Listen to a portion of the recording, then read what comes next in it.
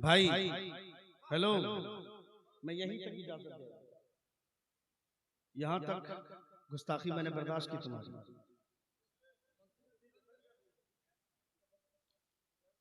ठीक उसी वक्त चाय आएगी जिस वक्त कोई खतीब खड़ा होगा तकरीर करने के लिए,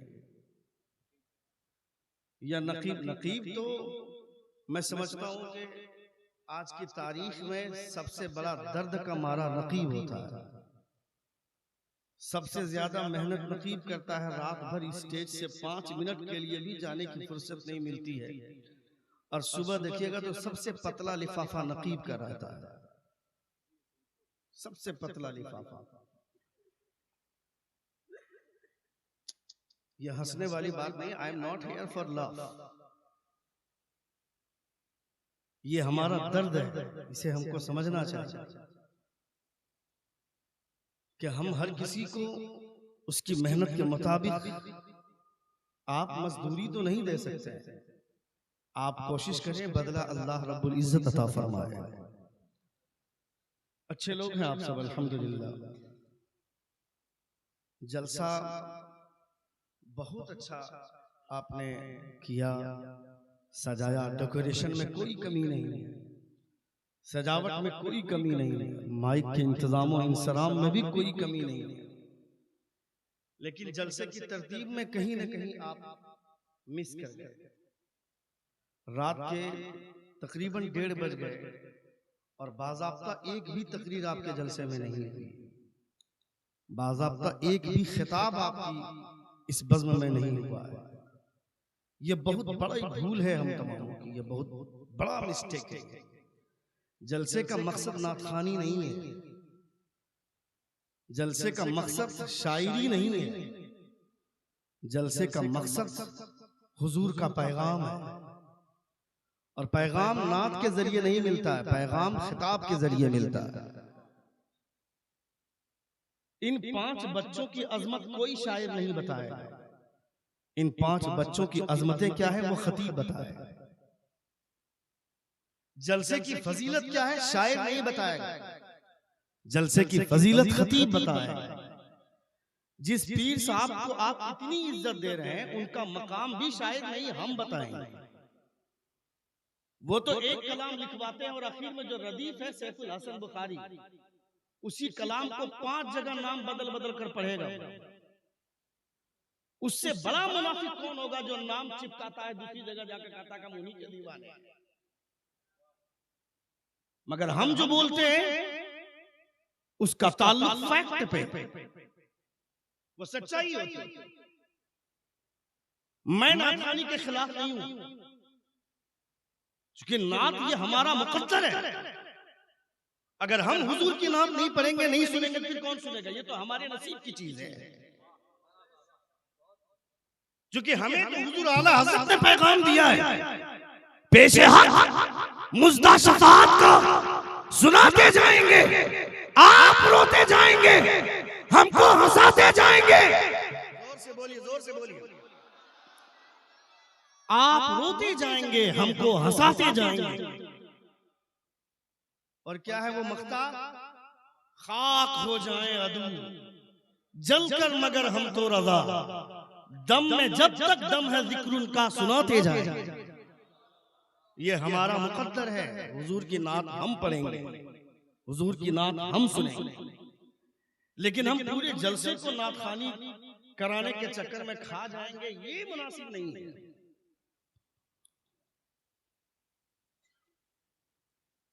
इसलिए तमाम तर जिम्मेदारान, आप लायक मुबारकबाद हैं, लायक तहसीन है। तमाम असातिज़ा काबिल मुबारकबाद हैं, लायक तहसीन है।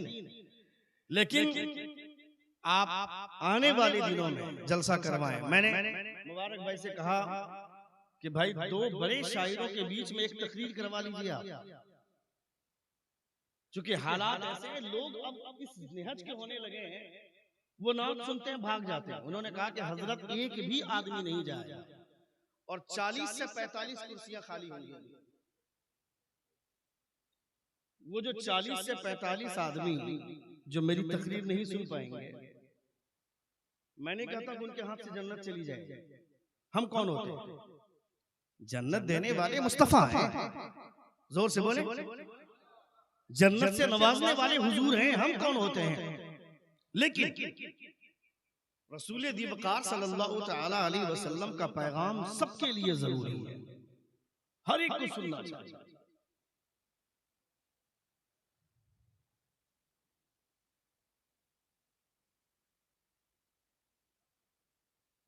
अच्छा, उधर लोग थे,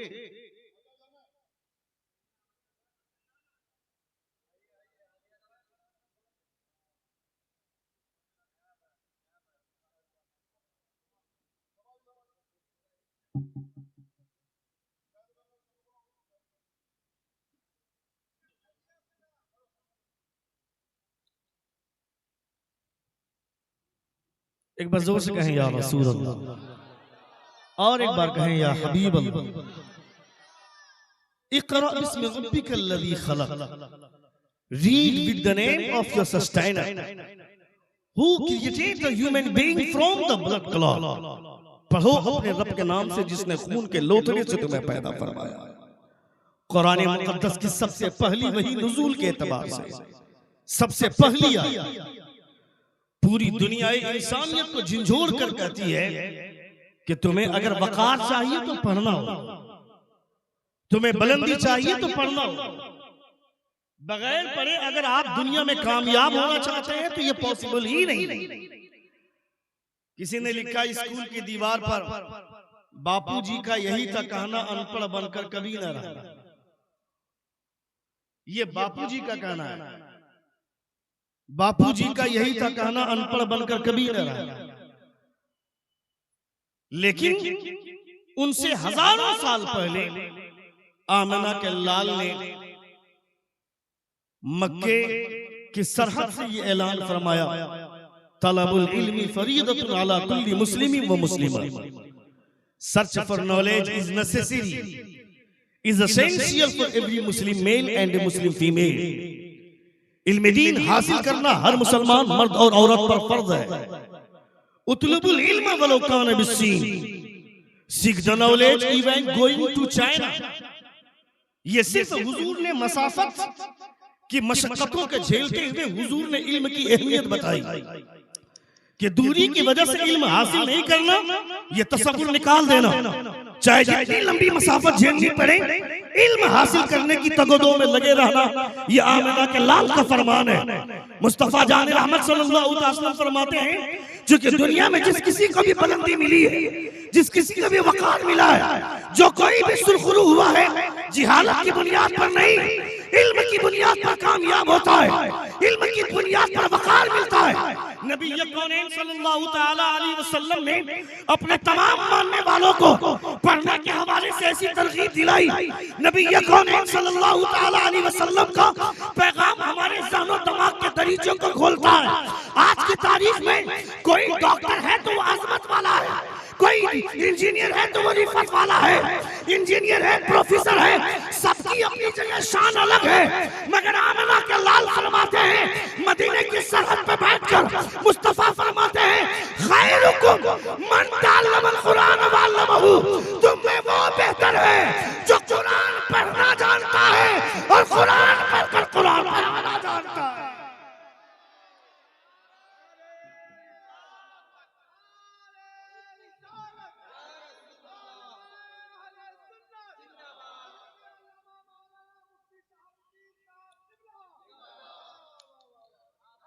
दुनिया में अगर सबसे ज्यादा कोई बेहतर है तो वो ये लोग हैं जो कुरान पढ़ना जानते हैं और कुरान पढ़कर कुरान पढ़ाना जानते हैं। वीआईपी कुर्सी आपके लिए आती है, आलिमों के लिए वीआईपी कुर्सी लोग कहां पेश करते हैं? उनके लिए प्लास्टिक वाली चेयर, और आप लोहे का गद्दा सेट हुए वाली कुर्सी पर आप बैठिएगा। जबकि हमारे बुजुर्गों ने फरमाया कि आलिमों की इज्जत का आलम यह है। रईसुल मुनाज़िरीन रईसुल कलम अल्लामा अरशदुल क़ादरी अलैहि रहमा फरमाते हैं, इमाम के हुजरे में कोई सदर या सेक्रेटरी जाए तो जब तक इमाम इजाजत न दे सदर और सेक्रेटरी को बैठना नहीं चाहिए।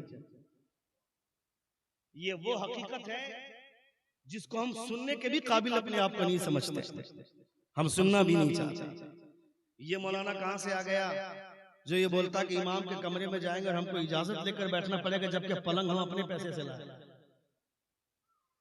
इमाम के कमरे में जो कुर्सी लगी वो कुर्सी हमने अपने पैसे से ला कर दी। वो कुर्सी आप अपने पैसे से लाए जरूर हैं, वो गद्दा जिस पर बैठकर इमाम साहब पढ़ाते हैं बच्चों को, वो गद्दा आपके पैसे से आया जरूर है, मगर उस गद्दे पर बैठने का आप हक नहीं रखते। इसलिए नहीं रखते हैं कि उस गद्दे का प्रोटोकॉल अलग है। वहां बैठकर हुजूर की हदीस पढ़ाई जाती है, वहां बैठकर कुरान का दर्स दिया जाता है। हुजूर अल्लामा अरशदुल कादरी अलैहि रहमा जब किसी को इमाम बनाकर भेजते थे कहीं पर 3 नसीहतें करते थे इमाम से।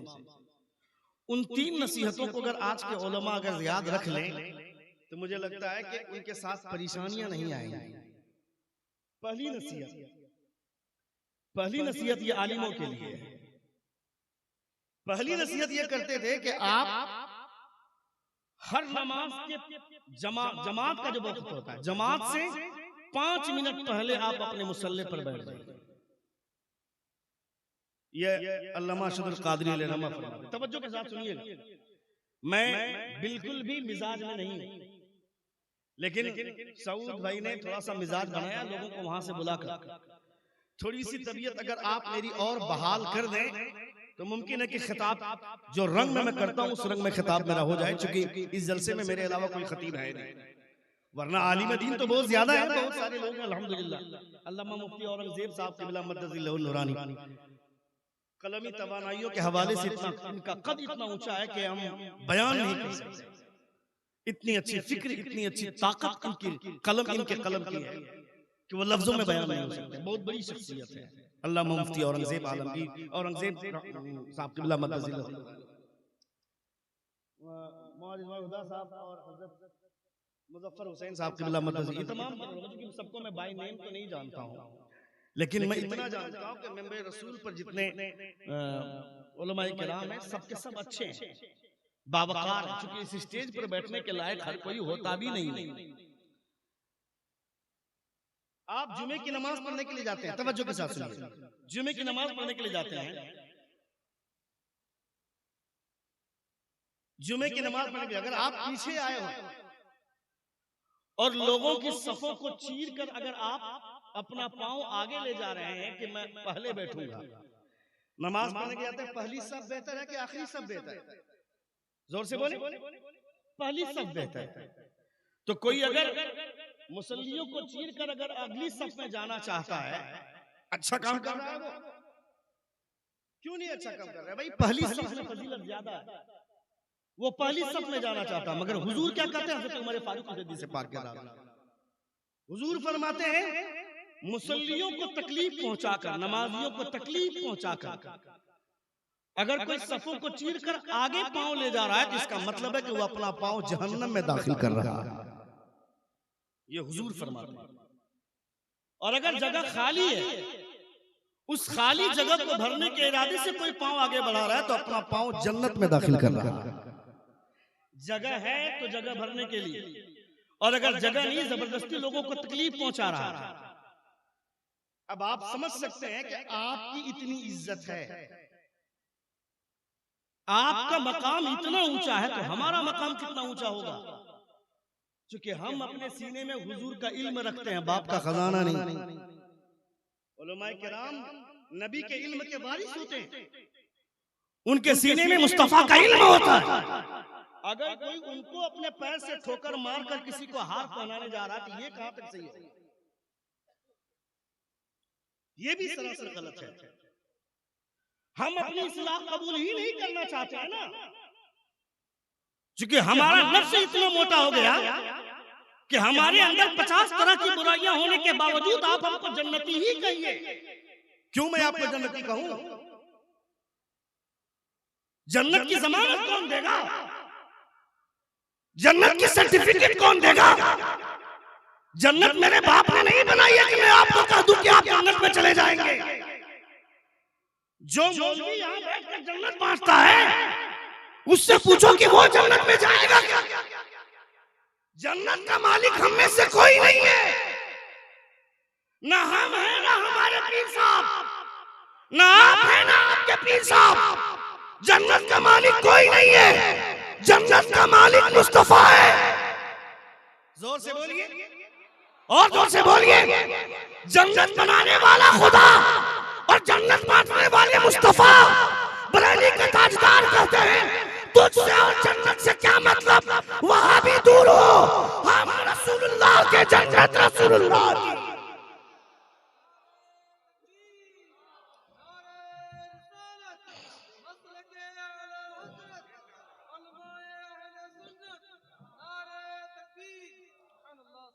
अभी हार पहनाने के टाइम इतनी लात मुझको लगी कि मैं पीछे जाकर बैठ गया।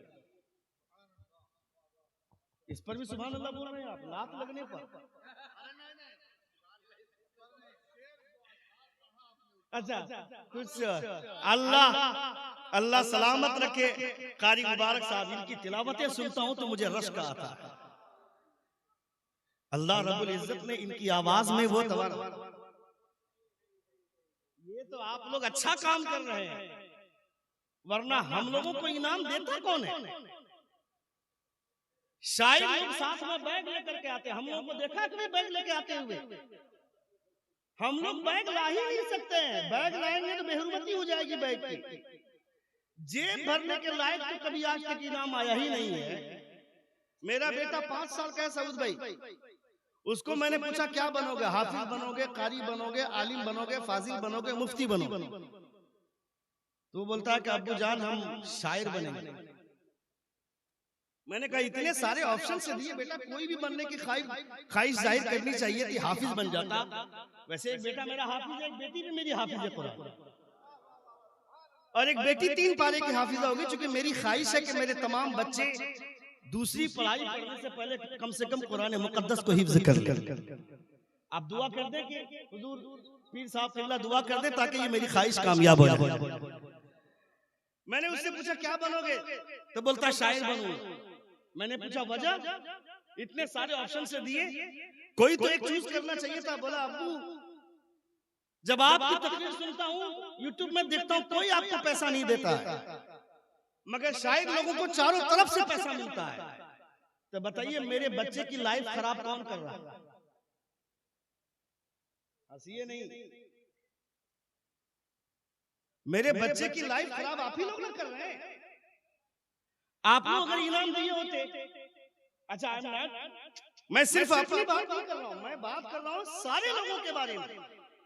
वो जितने आप कभी ऐसा हुआ आज तक बताइए कि आपके इमाम साहब ने तकरीर अच्छी की, जुमे के बाद आपने 500 रुपए के नोट देकर के मुसाफा किया कि हजरत आज तकरीर बहुत अच्छी लगी? आज तक कभी ऐसा हुआ नहीं हुआ।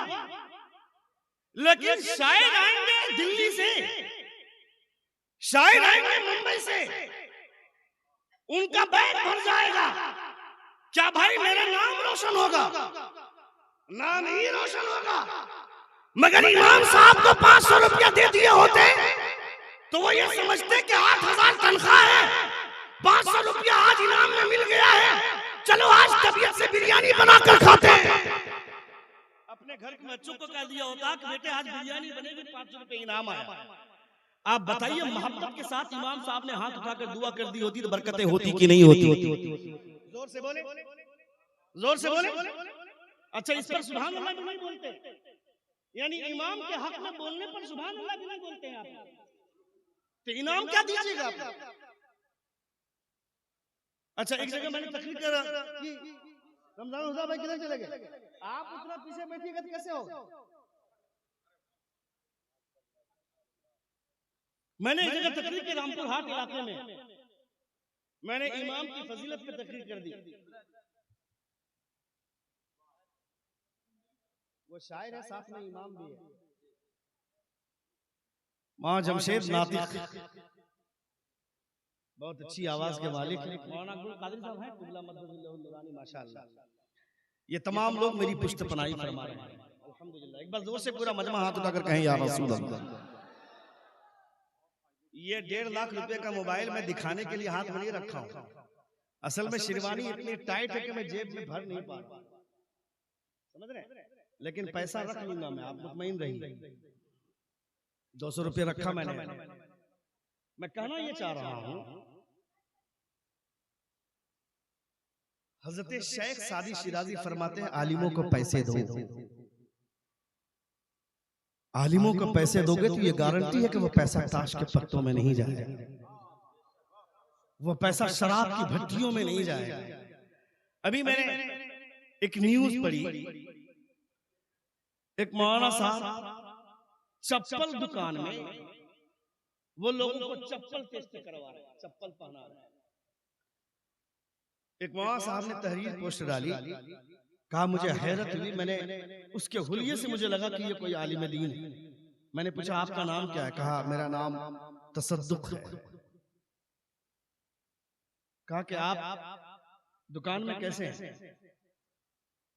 आप कहीं पढ़ते थे? कहा कि हाँ, इससे पहले मैं इमामत करता था। फिर आप इसमें कैसे आ गए? बोला हज़रत 8,000 रुपये तनख्वाह मिल रही थी, उस पर भी सदर और सेक्रेटरी का दबाव ऐसा था कि मैं घर नहीं जा पाता था, और कभी अगर महीने में 2-4 दिन की छुट्टी करता था तो 8 दिन की तनख्वाह काटता था, उससे घर का गुजारा नहीं होता था। तो मजबूरन मैंने इमामत छोड़ दी और चप्पल की दुकान में रह रहा हूं, यहाँ 12,000 मिल रहा है मुझको। आप समझ रहे हैं कहाँ हैं आप? कौन दीन सिखाएगा आपको? कौन आपको शरीयत समझाएगा? दीन सिखाने वाले लोगों को आप ढूंढते रह जाइएगा, नहीं मिलेंगे। आवारा लोग मिलेंगे, आवारगी का पाठ पढ़ाएंगे आपको। दीन, मैं समझता हूं कि दीन सीखने के लिए मस्जिद और मदरसे से बेहतर कोई जगह नहीं। स्टेज में तकलीफ लच्छेदार हो जाएगी, खिताबत करना एक कला, इसका ताल्लुक इल्म से नहीं है। खिताबत कोई भी कर सकता है। बहुत सारे ऐसे लोग भी हैं जिन्होंने मदरसे में कदम नहीं रखा है, तकलीफ कर रहे हैं। बहुत सारे ऐसे लोग हैं जो 10 मिनट की गुफ्तगू करते हैं, 5 मरतबा कलमा कुफ्र बक जाते हैं, वो भी तकलीफ कर रहे हैं। ऐसे लोग भी स्टेज की दुनिया में हैं, मगर इस्लाम का पैगाम पहुंचाने के लिए मजबूती के साथ सबसे बड़ी जो मरकजी जगह है वो 2 जगह हैं, एक मस्जिद और दूसरा मदरसा। और हमने इसी को कमजोर कर दिया। आप दीन कैसे सीखेंगे? आप शरीयत का कानून कैसे जानेंगे? पूरी दुनिया मुस्तफा जान रहमत सल्लल्लाहु तआला अलैहि वसल्लम की शरीयत के खिलाफ है, और हमारा माशरा भी इस शरीयत के खिलाफ जा रहा है। हमने अपने बच्चों को आवारा बनाया, हमने अपने बच्चों को दीन से दूर किया। इन 5 बच्चों के सर पर दस्तार रखी गई हिफ्ज की, लोग आकर के यहाँ तस्वीरें ले रहे हैं, फोटो खिंचवा रहे हैं, सेल्फी ले रहे हैं। ये अच्छी बात है, आपके अंदर मोहब्बत है, मगर इस मोहब्बत का सुदूर ऐसा नहीं, इस मोहब्बत का सुदूर ऐसा होना चाहिए कि आज फला का बेटा वहां बैठा है, आने वाले 3 साल के बाद मेरा बेटा बैठेगा इस कुर्सी पर, मेरा इस स्टेज पर मेरा बेटा बैठना चाहिए। और हुजूर मुजाहिद मिल्लत अलैहि रहमा, हुजूर मुजाहिद मिल्लत अलैहि रहमा जगह जगह पे जा जाकर बोलते थे, जहां पे सदर होते थे, सेक्रेटरी होते थे, खजांची होते थे, उन्हें हुजूर मुजाहिद मिल्लत अलैहि रहमा समझा कर बोलते थे, कहते थे सिर्फ हाफिज ना बनाओ, इधर तवज्जो दें, सिर्फ हाफिज ना बनाओ, हाफिज के साथ साथ आलिम दीन भी बनाओ। हाफिज बनाने पे जोर कम, आलिम दीन बनाने पे जोर ज्यादा देना। क्यों?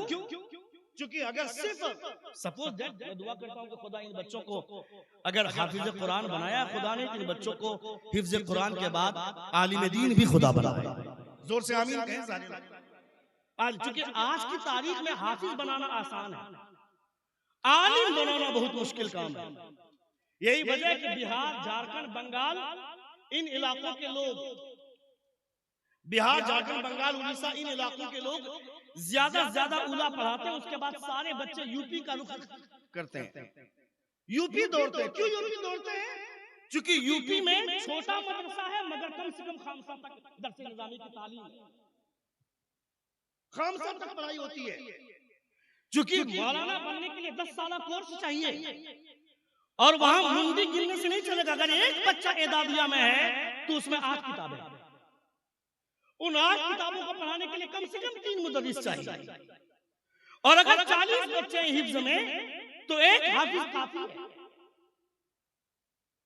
2 रूम बना लिया, एक हाफिज कुरान को रख दिया, 25 बच्चे मदरसे में, वो एक हाफिज उन बच्चों को पढ़ा रहा है, साल में 3-4 हाफिज कुरान निकल जाते हैं। दस्तार करवा दिया, मदरसे का नाम हो गया। क्या भाई मेहनत कर रहे हैं। इसमें कसूर आलिमों का नहीं है, कसूर इंतजामिया का है। आप एक हाफिज रखें, 4 और इसको पढ़ाइए और कहिए कि हाफिज कुरान के साथ साथ दर्स निज़ामी की भी तालीम होनी चाहिए। 15 बच्चे और बढ़ाइए, 20 बच्चे और बढ़ाइए, सानिया, सालसा, राबिया, कम से कम खामिसा तक बच्चों को पढ़ाइए, ताकि दारुल उलूम मदरसा फसीहुल उलूम से सिर्फ हाफिज कुरान नहीं, मुस्तफा का सच्चा आलिम दीन भी बनकर बाहर आए। ये कोशिश होनी चाहिए कि यहां से सिर्फ हाफिज नहीं। अच्छा, हर साल अगर हर मदरसे से अगर 5-5 ही हाफिज को जोड़ लीजिए तो भारत में कितने मदरसे हैं वो काउंट कर लीजिए आप। और हर मदरसे से 5-5 हाफिज को जोड़ लीजिए आप, कितने हुफ्फाज निकलेंगे। और हर साल उतनी मस्जिदें बनती नहीं है, तो ये बच्चे तरावी सुनाएंगे कहां? कोई बात है? सुन रहे हैं आप? कितने लोग सुन रहे? जरा हाथ उठाकर कहें या रसूल अल्लाह। और एक बार कहें या हबीब अल्लाह। हर साल हाफिज बनते हैं इतने, हर साल मस्जिदें बनती नहीं है। मेरे पास इतने फोन आते हैं कि हजरत तरावी की कोई जगह दे दीजिए। अब मेरे पास फोन आते हैं तो मैं दूसरों को फोन करता हूं, और वो कहते हैं हजरत 4-5 कॉल और आ चुके हैं, उनको जगह नहीं दे पा रहा हूं। मैं किसी को फोन किया कि एक हाफिज है, उनके लिए जगह चाहिए, बोले कि मेरा भाई खुद खाली बैठा हुआ है। उन्होंने किसी को फोन किया, उन्होंने कहा कि मेरा भतीजा खुद खाली बैठा हुआ है। और तरावी का मामला आज की तारीख में ऐसा है, जब तक तरावी सुना रहे हैं आप हाफिज हैं, आप तरावी नहीं सुना रहे हैं फिर अल्लाह हाफिज, फिर आप हाफिज नहीं। क्योंकि साल भर कुरान पढ़ने की तौफीक भी हम भी जिम्मेदार हैं, हम सारे लोग जिम्मेदार हैं। साल भर हम भी कुरान मुकद्दस को मोहब्बत से पढ़ने की रग़बत हमारे सीनों में अब नहीं है। हम डर के मारे कि आप रमजान में तरावी सुनाना है तो मेहनत करते हैं, 1 महीना से पहले तरावी सुनाना। तो मैं कहता हूं कम से कम तरावी सुनाने के बहाने से लोग एक दौर नहीं कई दौर निकालते हैं, और उस कई दौर निकालने की वजह से कुरान सीने में महफूज रहता है। तो अगर इतने सारे हुफ्फाज़े किराम निकलेंगे फिर वो तरावी नहीं सुना पाएंगे तो फिर वो जाएंगे कहां? फिर वो कुरान याद कैसे रखेंगे? ये एक अलग मैटर है, मगर एक सबसे अहम बड़ा मैटर है जो हुजूर मुजाहिद मिल्लत फरमाते हैं। हुजूर मुजाहिद मिल्लत फरमाते हैं हाफिज कुरान सिर्फ कुरान को याद कर लेता है, शरीयत के मसाइल से आगाह नहीं होता है। शरीयत के मसाइल का जानकार आलिम दीन होता है। इसलिए हाफिज कम बनाओ, आलिम दीन ज्यादा बनाओ। हाफिज जो अपनी हिफाजत नहीं कर सकता है वो कौम की हिफाजत क्या करेगा? आलिम बनाओगे वो अपनी भी हिफाजत करेगा, मिल्लत और समाज की भी हिफाजत करेगा, मिल्लत और समाज की भी हिफाजत करेगा। लेकिन हाफिज बनाने के पर पाबंदी नहीं लगनी चाहिए। इसलिए नहीं लगनी चाहिए कि मस्जिद में तरावी सुनाने का तो एक बहाना है, वरना उसके लिए आदमी हाफिज न बने। हाफिज कुरान को याद रखने के लिए बने। वो इसलिए कि जैसे अभी 4 साल पहले वो लुच्चा उठा था ना, वसीम राफिजी, जिसने कहा था कुरान मुकद्दस की 26 आयतें बदल दो, हटा दो। मैं उस जालिम से कहता हूं कि अगर उसने कुरान की 26 आयतें बदलने की बात कर दी, हर कोई इस बात पर अमल करने लगेगा कि हाफिज नहीं बनाना, आलिम दीन बनाना है, हाफिज की जरूरत नहीं है। तो फिर आने वाले 50 साल में 100 साल के बाद वसीम राफिजी जैसे 4 कुत्ते और बाहर आएंगे, वो कहेंगे कुरान की 26 आयतें बदल दो, तुम्हारा क्या जवाब होगा? कोई जवाब तुम्हारे पास नहीं होगा। मगर हाफिज का बनना इसलिए जरूरी है कि आज क्या 200 साल बाद भी, बल्कि दुनिया की तमाम किताबों को समंदर में लाकर समंदर में लाकर डुबा दो, चाहे वो किसी भी धर्म की किताब हो, रामायण हो, गीता हो, यजुर्वेद हो, पुराण हो, कोई भी किताब हो, तमाम किताबों को समंदर में डुबा दो। 100 साल के बाद, 500 साल के बाद लोगों से कहो लाओ अपने अपने धर्म की किताबों को, दुनिया की कोई किताब नहीं आ पाएगी। मगर मदरसा फसीहुल उलूम का एक छोटा बच्चा अपना सीना लेकर आगे बढ़ेगा, वो कहेगा मैं पढ़ता जाता हूँ, तू लिखता जा। दुनिया की कोई किताब नहीं, मगर कुरान फिर से तैयार हो जाएगा।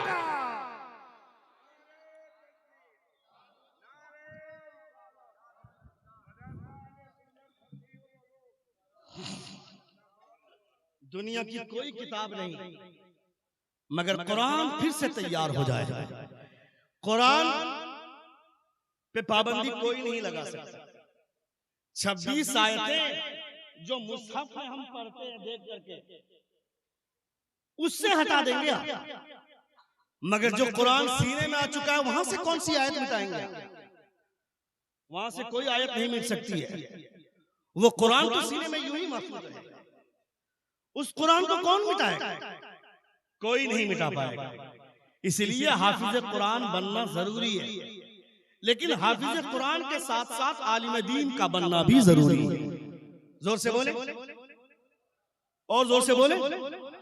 एक बार पूरा मजमा आपके यहाँ दोनों हाथों को फिजा में लहरा कर कहें या रसूल अल्लाह, और एक बार कहें या हबीब अल्लाह।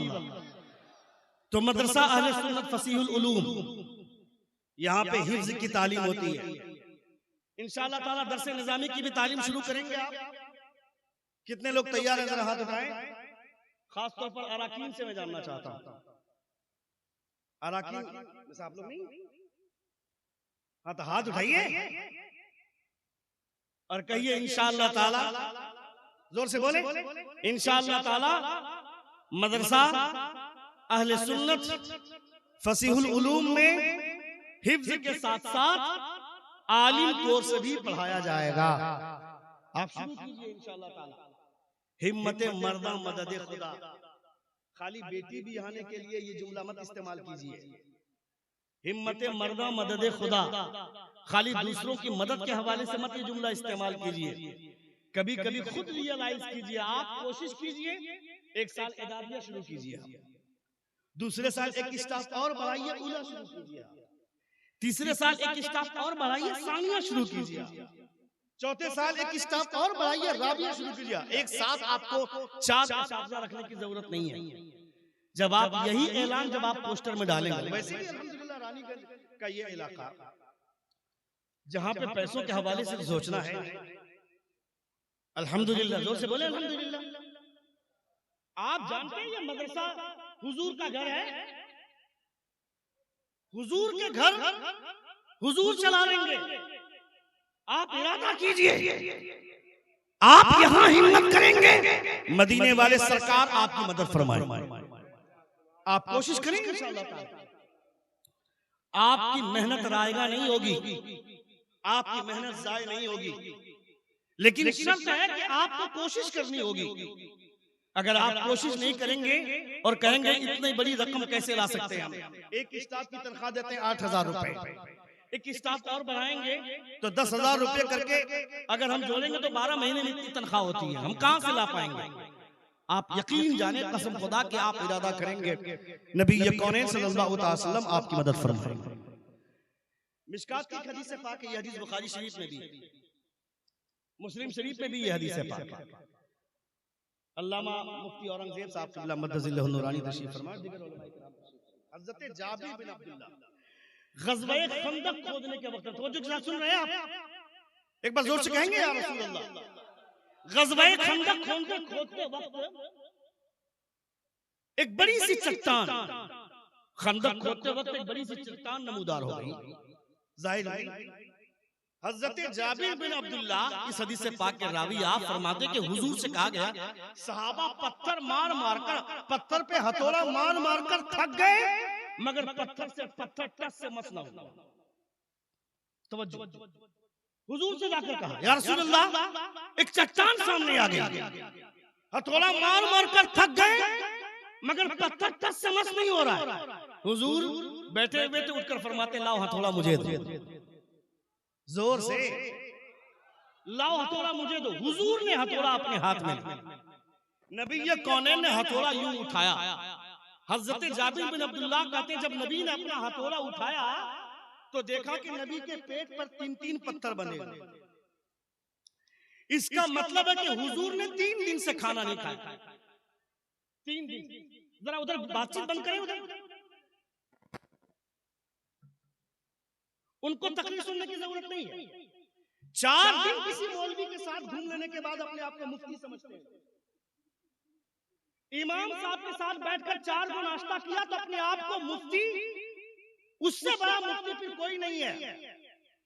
40 साल का बुढ़ा, 50 साल का बुढ़ा आकर के इमाम साहब को बोलता है कि मैंने हुजूर ताजुल शरिया को देखा है, मैंने हुजूर मुफ्ती आज़म हिंद को देखा है। ये देख करके अपनी फजीलत नहीं बयान करता है, ये बोल करके इमाम साहब को धोसाता है। मतलब आप डरिए मुझसे, मैंने हुजूर ताजुल शरिया को देखा है, मैं हुजूर सैफुल हसन बुखारी के साथ रहता हूं। क्या हुआ सैफुल हसन बुखारी के साथ रहते हैं? उन्होंने ये कहा कि इमाम की इज्जत नहीं करना। क्या हुआ हुजूर ताजुल शरिया के साथ आप रहे हैं तो क्या कहा हुजूर ताजुल शरिया इमाम की इज्जत नहीं करना? इमाम की इज्जत तुम क्या बढ़ाओगे? इमाम की इज्जत मुस्तफा जाने रहमत ने बढ़ाई है। जोर से बोले और जोर से बोले। ये समझना चाहिए कि हम वहां खड़े होते हैं जहां नबी के सहाबा खड़े होते थे, और हमारा इमाम वहां खड़ा होता है जहां मुस्तफा खड़े होते थे। आवाज समझ में आ रही है? थोड़ा इको कम करो, हल्का सा डिले देख करके सिर्फ साउंड खोले आप ताकि आवाज लोगों को समझ में आए। एक बार जोर से कहें या रसूल। नबी ये कौनैन ने हथौड़ा उठाया। हजरत जाबिर बिन अब्दुल्लाह कहते हैं कि नबी के पेट पर 3 पत्थर बंधे हुए थे। इसका मतलब है कि हुजूर ने 3 दिन से खाना नहीं खाया, 3 दिन से खाना नहीं खाया मुस्तफा। और फिर हुजूर जब हथौड़ा मारते उस पत्थर पे, तवज्जो, उस चट्टान पे जब हथौड़ा मारा हुजूर ने तो वो पत्थर टूटा नहीं, चूर नहीं हुआ, वो चट्टान सुरमे में बदल गया। नहीं समझे आप? नहीं समझे? नहीं समझे? अरे सुरमा कब बनता है?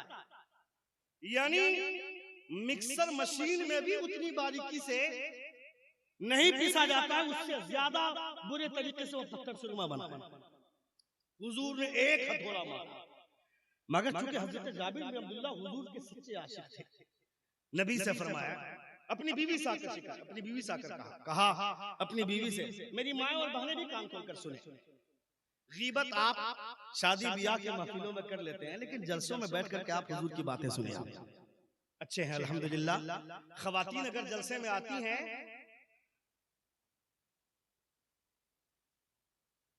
ये पहला हादसा है कि जहां की खवातीन इतनी खामोश बैठी हुई। इसका मतलब है कि यहाँ के लोगों की तहजीब अच्छी है। जोर से बोले सुभान अल्लाह। जहां की खवातीन अच्छी तहजीब वाली होती है, वहां की खवातीन बोलती कम है, नबी के पैगामात को ज्यादा बेहतर तरीके से सुनती। वरना आज के डेट में औरतें बोलती नहीं है, नहानाती है, झनझनाती है, मगर यहाँ गुफ्तगू भी बन रही, इसका मतलब बाज़ौक़ होकर के सुन रही है। हज़रत जाबिर बिन अब्दुल्लाह ने अपनी खातून से आकर के कहा मैंने देखा कि हुजूर के पेट में 3-3 पत्थर बंधे हुए। इसका मतलब है कि हुजूर ने 3 दिन से खाना नहीं खाया। मैं चाहता हूं कि हुजूर को दावत दो, घर में कुछ है?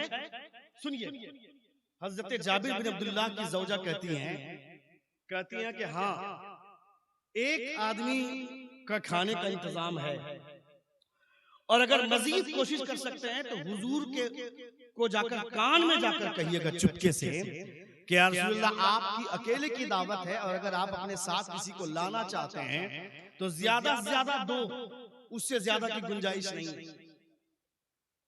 हजरत जाबिर बिन अब्दुल्लाह गए, हुजूर के कान में कहा, हुजूर आज आपके घर में, आपकी दावत मेरे घर में है, और या रसूल अल्लाह अगर आपके साथ कोई आए तो सिर्फ 2 मेहमान की गुंजाइश है, उससे ज्यादा की गुंजाइश नहीं है।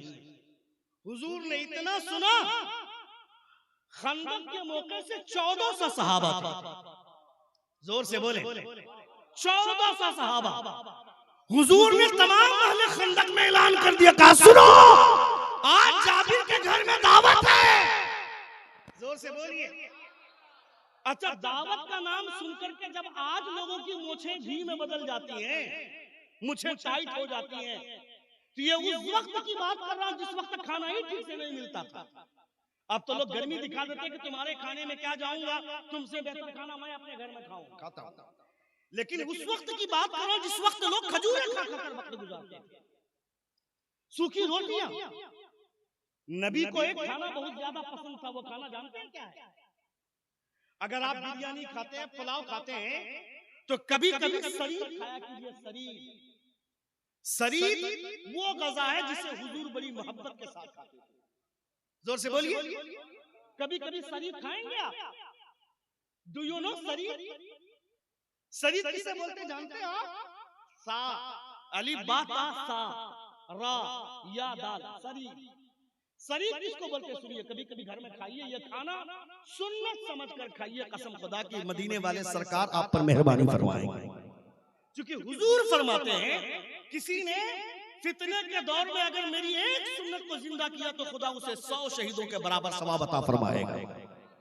सुन्नत समझकर खाइए। वो शरीर क्या है जानिए आप, आसान है। अगर चाहे तो कम से कम महीने में एक मरतबा आप हुजूर की सुन्नत समझकर शरीर खाइए। दाल बनवाइए घर में, और दाल में रोटी, पकी हुई रोटी को तोड़ करके दाल में डाल दीजिए, भिगो दीजिए। जब रोटी फूल जाए तो उस रोटी को उठाकर खाइए, दाल में डूबी हुई रोटी को उठाकर खाइए मोहब्बत से। ये खाना हुजूर का पसंदीदा खाना। जोर से बोले, और जोर से बोले। खाएंगे आज के बाद इंशाअल्लाह ताला, हमेशा नहीं खा सकते आप, क्योंकि अब तो मुरक्कल गज़ा खाने के बारे में तो हम आदी हो गए। कोई जलसे की दावत देता है तो पोस्टर की तरफ बाद में देखते हैं, मुकर्रिर और शायर के बारे में बाद में पूछते हैं, पहले पूछते हैं ये वाला है कि नहीं। खाने के बारे में लोग पहले पूछते हैं, और अगर खाने के बारे में बता दिया जाता है तो लोग कहते हैं कि बिसाइन है कि नहीं, महक आनी चाहिए, महक जरूरी है, महक नहीं तो खाना नहीं। अब तो चूंकि मुरक्कल गज़ाओं के लोग आदी हो गए तो आप हमेशा नहीं खा सकते, लेकिन महीने में एक मर्तबा शरीर खाइए आप हुजूर की सुन्नत समझकर। जोर से कहें या रसूल अल्लाह, और एक बार कहें या हबीब अल्लाह। हज़रत जाबिर बिन अब्दुल्लाह ने चुपके से कान में कहा, नबी ये कौनैन ने तमाम अहले खंदक में ऐलान कर दिया। सहाबा मुस्कुरा उठे, जाबिर के घर में दावत। जोर से, नबी ये कौनैन ने हज़रत जाबिर बिन अब्दुल्लाह से कहा जाबिर जब तक मैं न जाऊं ना रोटी बनाना शुरू करना ना गोश्त पकाना, मेरे जाने के बाद ये काम करना। हज़रत जाबिर बिन अब्दुल्लाह डरते डरते अपनी वाइफ के पास आए, कहा कि बड़ा परेशान हूं, क्या बात है, हुआ क्या? कहा मैंने हुजूर के कान में चुपके से कहा था, मगर हुजूर ने तमाम अहले खंदक में ऐलान कर दिया। अब तो वहां 1400 मेहमान हैं, वो 1400 लोग आएंगे तो क्या खिलाएंगे? जरा सोच के देखो, हमारी और आपकी बीवी होती तो क्या कहती? कहती कि तुमने जरूर कोई मिस किया होगा, अब झेलो तुम, 1400 लोगों को हम नहीं खिला पाएंगे। लेकिन सहाबी की बीवी थी ना, जोर से और जोर से हज़रत जाबिर बिन अब्दुल्लाह की अहलिया कहती है मेरे सरताज परेशान मत होइए, आपने नबी को दावत दी है, नबी का इंतजाम कर लीजिए। नबी ने सहाबा को दावत दी है, उनका इंतजाम नबी फरमा लेंगे। आप अपने मेहमान का इंतजाम कर लीजिए, हुजूर अपने मेहमान का इंतजाम। हुजूर तशरीफ लाए, आप अपने मेहमान का इंतजाम। मैं वो 500 वाला खोज रहा हूं जो आपने हमारे फैसल भाई को दिया था, वो वाला कहाँ है? वो वाला मैं खोज रहा हूं, तब तक पेट में मेरे दर्द रहेगा। देखता हूँ कहां से आता है। एक बार जोर से कहिए या रसूल अल्लाह, और एक बार कहिए या हबीब अल्लाह। ये देखिए फैसल भाई, कहाँ है फैसल भाई? ये देखिए मैंने सही जगह पे हाथ मारा है। एक बार जोर से कहें या रसूल अल्लाह। हजरत जाबिर बिन अब्दुल्लाह की बीवी ने कहा परेशान मत होइए, आपके मेहमान हुजूर हैं, आप हुजूर का इंतजाम कर लीजिए। वो सहाबा नबी के मेहमान हैं, नबी अपने मेहमान का इंतजाम कर ले। हुजूर ने हजरत जाबिर बिन अब्दुल्लाह से कहा कि मेरे आने का इंतजार करना, उसके बाद रोटियां बननी शुरू होंगी। नबी ये कौनेन तशरीफ ले आए, नबी ये कौनेन तशरीफ लाए। हजरत जाबिर बिन अब्दुल्लाह से कहा कि जाबिर रोटी बनानी शुरू हो गई। कहा या रसूलल्लाह आटा गोंद कर रखे, और गोश्त देगची में है, सिर्फ चूल्हे पे नहीं चला, देगची नहीं चली। नबी ये कौन करते लाभ मेरे सामने। हुजूर ने अपना लुआबे दहन से नवाजा, उस आटे को भी और उस बोटी को भी। लुआबे दहन डाला नहीं बोल सकते हैं हम, चूंकि थोड़ा सा और जुमला लगता है, चूंकि हुजूर की बात है, नबी ये कौनन की जब बात, चूंकि अदब हमारी पहचान है, हम हुजूर के हवाले से ये लफ्ज भी इस्तेमाल नहीं कर सकते कि हुजूर ने लुआबे दहन डाला। हुजूर की बात है तो हुजूर से ज्यादा मोहतरम बिशान दुनिया की कोई शख्सियत नहीं है। दुनिया में एहतराम के काबिल है जितने लोग, मैं सबको मानता हूं मगर मुस्तफा के बाद। जितने सारे उलमा हैं सब नीचे बैठे हुए हैं, ये यहाँ क्यों बैठे हुए हैं? जोर से बोलिए। इसलिए बैठे हैं, इनका ब्लड ग्रुप वही ब्लड ग्रुप है जो मुस्तफा का ब्लड ग्रुप है। मुस्तफा के खून की वजह से, हुजूर के लहू की वजह से वकार बढ़ गया, इज्जत बढ़ गई। क्योंकि दुनिया का हर खून दागदार हो सकता है, मुस्तफा का खून दागदार नहीं हो सकता है। जोर से बोलो ना भाई, और जोर से बोलो। हुजूर का खून है ना, क्योंकि नबी ये कौनैन से ज्यादा मोहतरम बिशान कोई नहीं है। इसलिए हुजूर के हवाले से बोलेंगे तो हुजूर ने लुआबे दहन से नवाजा। जोर से बोलिए, जोर से बोलिए। उसके बाद कपड़े से ढांक दिया, कहा कि अब रोटी बनानी शुरू करो और गोश्त पकाओ, 10-10 लोगों को खिलाना शुरू करो। 1400 सहाबा 10-10 आते गए, पेट भर के खा खा कर जाते रहे, पेट भर के। जब तमाम सहाबा खा लिए, तमाम सहाबा खा लिए, उसके बाद हज़रत जाबिर बिन अब्दुल्लाह आकर कहते हैं या रसूल अल्लाह, तमाम के तमाम सहाबा ने खा लिया, मगर मैं जब कपड़े उठाकर देख रहा हूँ, जितनी रोटी पहले थी उतनी अभी बची हुई है, जितना गोश्त पहले था उतना अभी बचा हुआ है।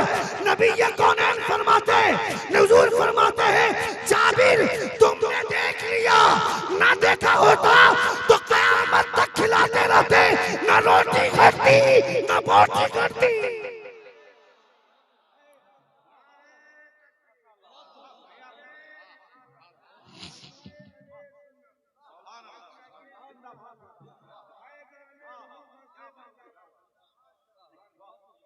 क़यामत तक खिलाते रहते, ना रोटी घटती ना बोटी घटती। हुजूर को अपनी तरह कहते हैं, कभी अपने घर में आटे में थूक के देखिएगा, कभी अपने घर के गोश्त में थूक कर देखिएगा, पता चलेगा आप क्या है और मुस्तफा जाने रहमत कौन है, ये समझ में आ जाएगा। क्योंकि जब जूते बीवी की जानिब से पड़ेंगे ना, तब समझ में आएगा कि हम तो वो हैं जो बीवी के जूते खाने वाले हैं, और मुस्तफा वो है जिनका जूता अर्श पे जाता है। जोर से बोलिए, जोर से बोलिए। ये बात इसलिए मैंने कही कि एतकाद, यकीन, हज़रत जाबिर बिन अब्दुल्लाह की बीवी का एतकाद था कि जो नबी के मेहमान हैं उनका इंतजाम मुस्तफा करते हैं। आप इरादा कीजिए, हुजूर इंतजाम फरमाएंगे। इसीलिए मैंने आपसे कहा कि आप मदरसे के हवाले से अपने आप को तैयार कीजिए, हुजूर इंतजाम फरमा देंगे। क्योंकि हुजूर के जो मेहमान हैं, नबी कौनैन इस मदरसे के बानी हैं। सुफ़ा में पढ़ने वाले सहाबा इतने गरीब कि उनकी किफालत हुजूर फरमाते थे। नबी कौनैन उनके खाने पीने के इंतजाम करते थे। आजकल लोग आते हैं मदरसे में, अगर कहते हैं मुफ्ती साहब मेरी कुरान खानी लिखिए,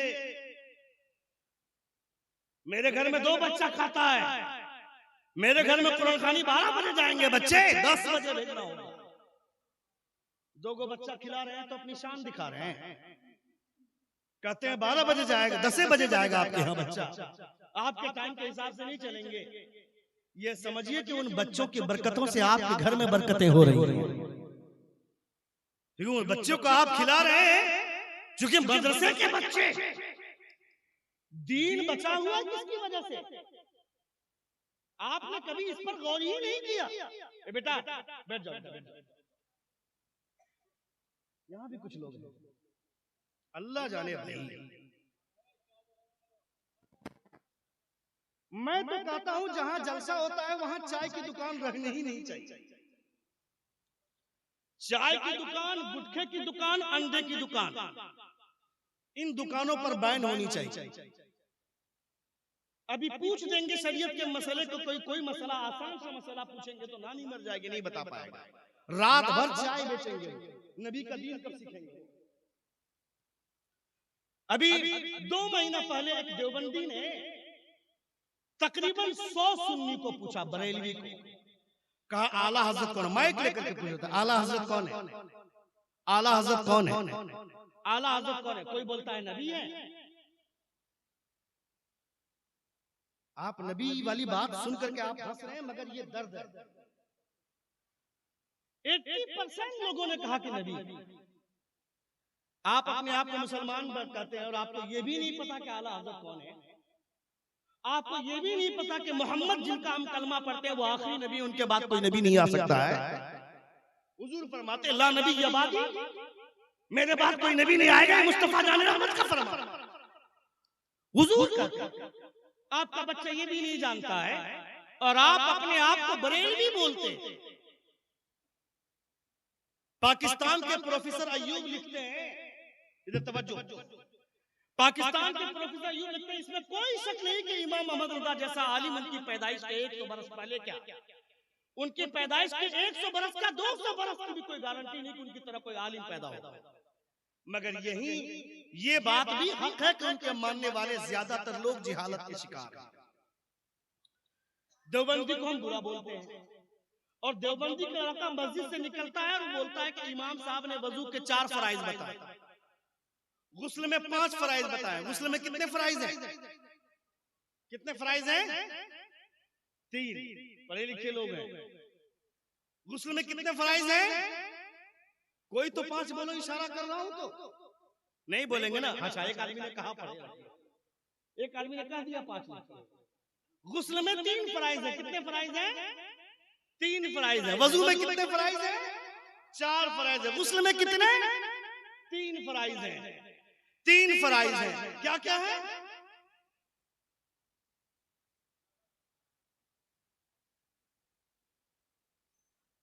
वेरी नाइस, वेरी नाइस। क्योंकि जरूरियात दीन के हवाले से हमारे यहाँ गुफ्तगू कम होती है, इसलिए हम जान भी नहीं पाते। मस्जिदों में मैं कहता हूं फजाइल पे तकरीरें करने से बेहतर है कि आप मसाइल पर बात करें। मसाइल की बातें होनी चाहिए, क्योंकि मस्जिद में जितने लोग जाते हैं सुनने के लिए, असल में तकरीर वही की सुनते हैं। जलसे में जो तकरीरें होती है, हर किसी को एक होड़ लगी हुई है। मेरी तकरीर में 4 नारा इधर से, 5 नारा उधर से, 3 नारा उधर से नहीं लगेगा कि मैं फ्लॉप हो गया, मेरी तकरीर हिट नहीं हुई। अब इसी दौर में हम लोग भी हैं भाई। मैं तो आज पता नहीं यहाँ पे कैसे इस नियत की तकरीर कर रहा हूँ, वरना मैं भी आता हूँ तो सीधे टॉप गियर। तो टॉप गियर में तकरीर लोग सुनते हैं, सोचते हैं मजा आया, लेकिन बाद में पूछो सीखा क्या? गलत नथिंग, कुछ नहीं। हमको इतना पता है कि मौलाना साहब उड़ीसा से आए थे, तकरीर बहुत अच्छी कर रहे थे, बताकर क्या गए कुछ नहीं पता। लेकिन कभी कभी मस्जिदों में जो लोग बैठते हैं, फायदा क्या बताता हूं। जलसों में आ रहे हैं, अंडे वाली दुकान पे कहते अंडा बनाओ, इधर तकरीर हो रही है। लोग चाय पी रहे हैं, तकरीर हो रही है। लोग कहते खैनी लाया, खैनी रगड़ रहे हैं, तकरीर हो रही है। ये सारी सूरतें हाल जलसों में। मगर मस्जिद में जितने लोग आते हैं सब बावजू होकर के बैठते हैं। जोर से बोले, मस्जिद में कोई बेवजू नहीं आता है, बावजू होकर जुमे में आते हैं। इसीलिए उलमाए करम हुजूर फरमाते हैं, मस्जिद में बैठने के दरमियान में जितनी बार सांसें लेते हैं, हर सांस के बदले में खुदा 10 नेकियां अता फरमाता है। 10 गुनाह मिटाता है खुदा, 10 दर्जे को बुलंद फरमाता है। इसलिए मस्जिदों की तकरीरें सबसे ज्यादा अहम तकरीर होती है। जलसों की तकरीरें जो होती है वो कला की बुनियाद पर होती है, मगर सबसे कामयाब तकरीर जुमे की होती है। इमाम की मेहनतों की कद्र करें आप। अल्लाह रब्बुल इज्जत आप तमामों को नबी ये कौन से बेपनाह मोहब्बत करने की तौफीक अता फरमाए। देवबंदी का मस्जिद से निकलता है, बोलता है इमाम साहब ने वजू में 4 फराइज बताए, गुस्ल में 3 फराइज बताए, और सुन्नी का लड़का मस्जिद से निकलकर बोलता है मोहम्मद शामी ने 4 विकेट ले लिए, जहीर खान ने 5 विकेट ले लिया। जहीर खान बैट्समैन है क्या है? बॉलर है। धोनी ने सेंचुरी मार ली, तेरे बाप का क्या? मोहम्मद शामी ने अगर 4 विकेट ले लिए तो तेरा क्या है? धोनी ने सेंचुरी मार दी, तुमको क्या है? अगर इंटरटेनमेंट के लिए देख रहा है तो चलो देख लिया थोड़ी देर। वतन की बात है, इंडिया जीत जाए खुशी मना लेंगे क्योंकि बात वतन की है। लेकिन मस्जिद से निकलकर इसकी बात करने की क्या जरूरत थी? मस्जिद से निकलकर तो इमाम साहब को कहना चाहिए था, इमाम साहब मैंने सजदा ऐसे किया, बताइए मेरा सजदा ठीक हुआ कि नहीं हुआ? कितने लोग हैं जो ये बात करते हैं? नहीं करते। नहीं करने की वजह से हमारे अंदर इतनी सारी जिहालत है। तकरीरें सुननी चाहिए, खिताब सुनना चाहिए। मैं नहीं कहता कि मेरी ही तकरीर सुनिए। कोई भी आलिम दीन आकर के बोलता है तो वो अपने घर की बात नहीं, हुजूर की बात बोलता है। जब हुजूर की बात बोले तो मोहब्बत के साथ, तवज्जो के साथ, दिलचस्पी के साथ सुननी चाहिए। अपने घर में कभी बैठ करके आप दीन की बात करते हैं? नहीं करते। अपने घर में बैठ कर शरीयत की बात करते हैं? नहीं करते। हमारा पूरा घर सिनेमा घर बन गया, इसकी फिक्र करते हैं? नहीं करते। मेरे पास अलग मोबाइल, मेरी बीवी के हाथ में अलग मोबाइल, मेरा बेटा अलग मोबाइल देख रहा है, मेरी बेटी के हाथ में, बेटियों के मोबाइल, अल्लाह की पनाह, बेटियों के हाथ में मोबाइल तो जरूरी है। नहीं देंगे तो हमारी बेटी अपनी सहेली से बात कैसे करेगी? और इसी बातचीत के चक्कर में रोज रात में बोलती है 11 बजे तक मैं नगमा से बात कर रही हूँ। मगर वो नगमा से बात नहीं कर रहा है, वो नईम से बात कर रहा है।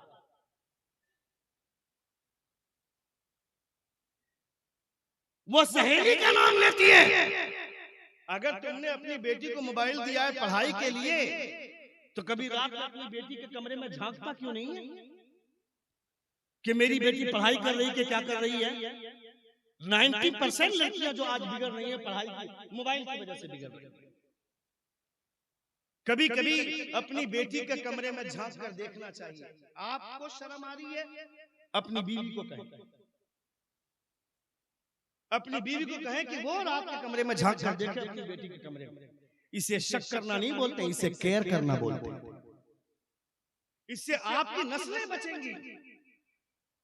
7 लाख से ज्यादा मुसलमान लड़कियां गैर मुस्लिमों के साथ भाग चुकी हैं, उसका जिम्मेदार कौन? भगवान लव ट्रैप का शिकार हमारी बेटियां हुई, उसका जिम्मेदार कौन? उसके जिम्मेदार हम लोग हैं क्या? हम लोग नहीं है। बच्ची कुरान शरीफ पढ़ ली, उसके बाद उसको मदरसा नहीं भेजते क्या भाई? अब बच्ची बड़ी हो गई तो कुरान वो किसी मौलवी के पास नहीं पढ़ सकती है, लेकिन अकेले 4 घंटा किसी दरचिल्ले के पास बैठकर वो ट्यूशन पढ़ सकती है। क्यों? उस दरजिले के पास बैठ करके वो ट्यूशन 4 घंटा पढ़ रही है और उसी मास्टर के साथ भाग गई। मरियम नाम की लड़की शादी से पहले भाग गई, फातिमा नाम की लड़की शादी से पहले फरार, आयशा नाम की लड़की शादी से पहले भाग। ये नाम कौन से हैं जानते हैं आप? मरियम, आयशा, फातिमा, ये वो नाम है जिनके नाम से आगे पीछे कुछ न कुछ लगाया जाता है। इतने मोहतरम बिशान नाम है। सिर्फ फातिमा नहीं, हजरत फातिमा ज़हरा रज़ियल्लाहु ताला, सिर्फ आयशा नहीं, उम्मुल मोमिनीन हजरत आयशा सिद्दीका रज़ियल्लाहु ताला, सिर्फ मरियम नहीं, तैयबा हजरत मरियम रज़ियल्लाहु ताला, उम्मे ईसा। और फिर जन्नत में हमारी भी मां बनेंगी, क्योंकि उनका निकाह हुजूर से होगा। नहीं समझ में आया? सुभान नहीं बोल रहे हैं? यहाँ पे वलीमा खा रहे हैं ना, एक वलीमा जन्नत में खाइएगा जब हुजूर का निकाह हजरत मरियम और हजरत आसिया से होगा। तमाम अहले जन्नत की दावत होगी। जोर से बोलिए, और जोर से बोलिए।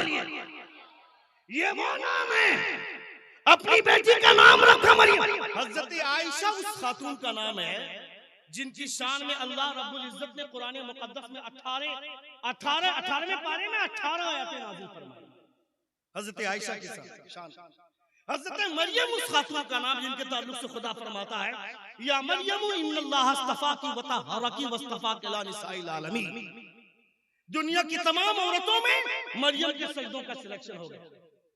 हजरत फातिमा उस खातून का नाम है।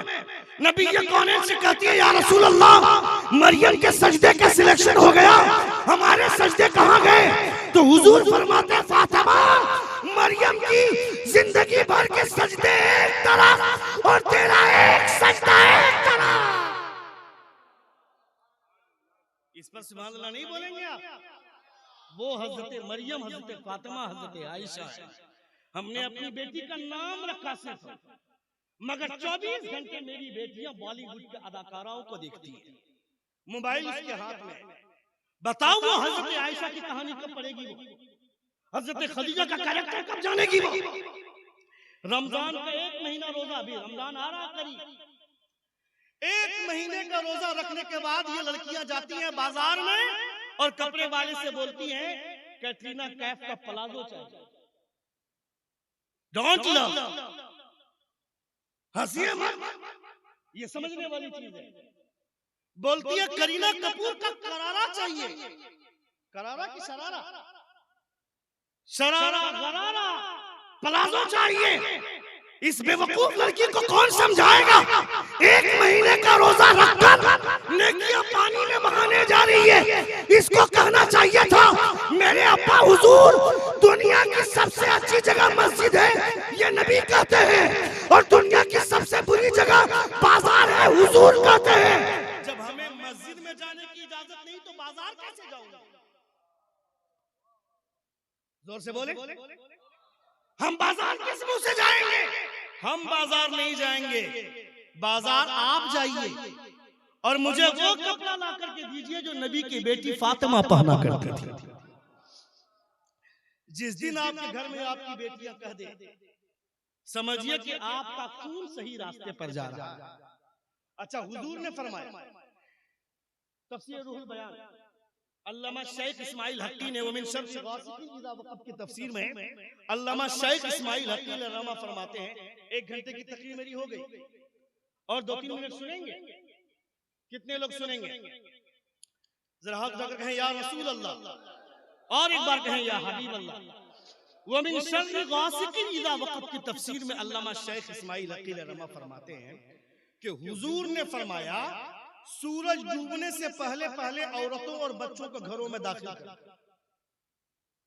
ये हुजूर कहते हैं, सूरज डूबने से पहले पहले हुजूर कहते हैं कि औरतों और बच्चों को घरों में दाखिल कर।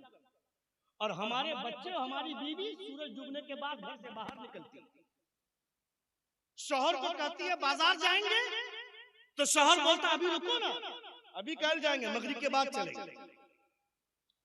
और शौहर अगर कहता है दिन में चलो, तो बीवी कहती है रुक जाइए, खाना वाना बना लेते हैं, मगरिब के बाद चलेंगे, टेंशन खत्म कर देते हैं, उसके बाद चलेंगे।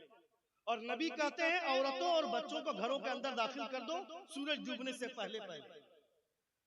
और हम ईद की शॉपिंग करने जाएंगे मगरिब के बाद, शादी की शॉपिंग करने जाएंगे मगरिब के बाद, राशन लाने जाएंगे मगरिब के बाद, मॉल जाएंगे मगरिब के बाद, बच्चों का कपड़ा लेने जाएंगे मगरिब के बाद।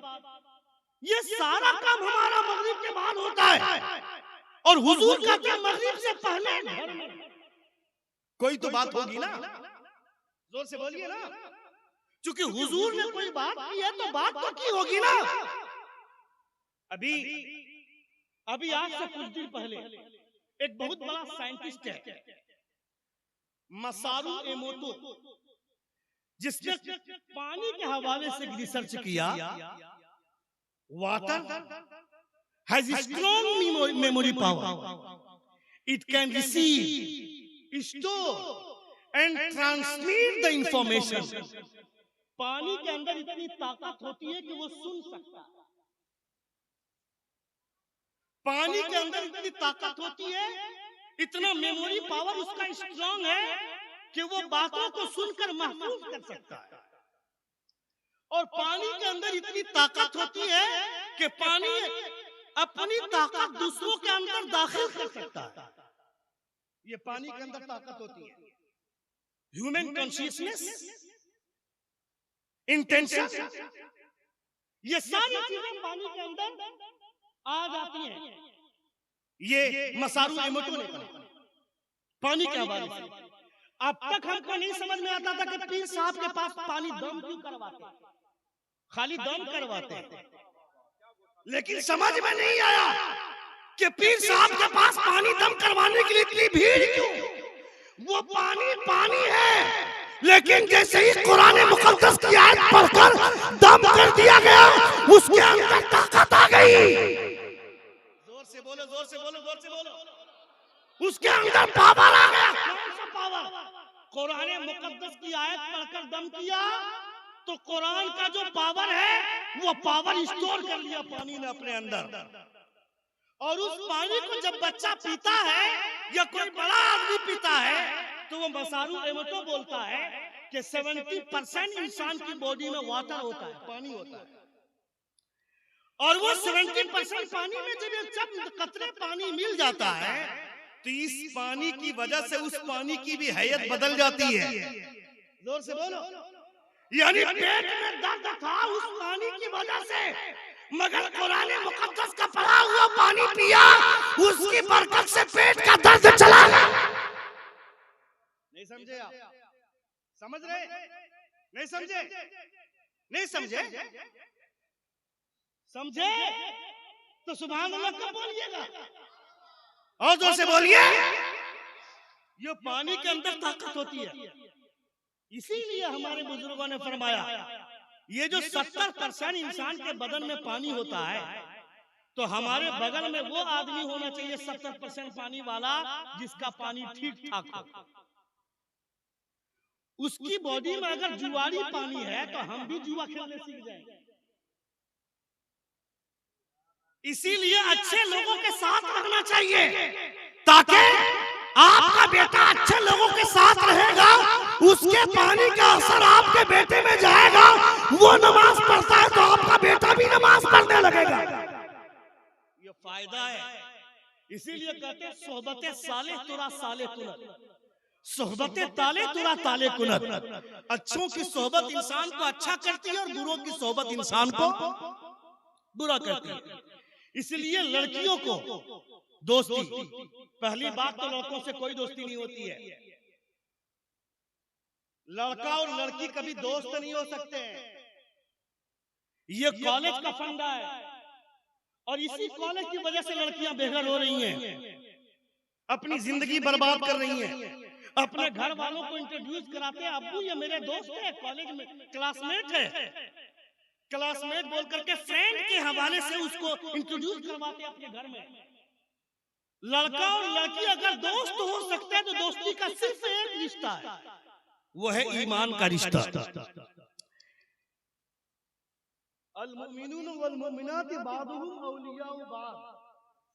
मोमिन और मोमिना, एक लड़की जिसके दिल में ईमान है, एक लड़का जिसके दिल में ईमान है, ये दोनों सिर्फ ईमान की वजह से दोस्त हो सकते हैं।